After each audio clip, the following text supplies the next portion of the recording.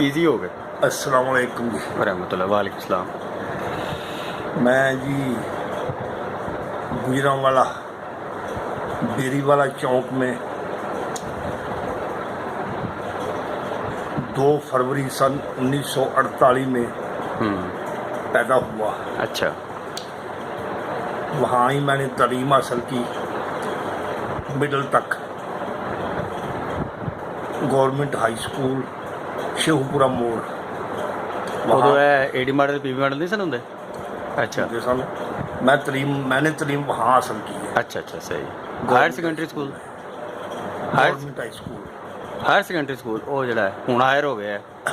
हूँ हायर हो गया है। उदों अच्छा, इसी उदों सिर्फ हाई स्कूल से। सही सही।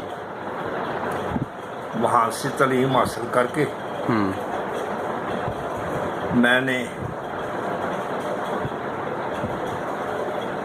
मेरे वालिदैन ने वो मकान बेचकर इधर आकर मकान बना लिया। अच्छा मोहल्ला चाह तेलियां वाला नौशहरा रोड पर। अच्छा अच्छा।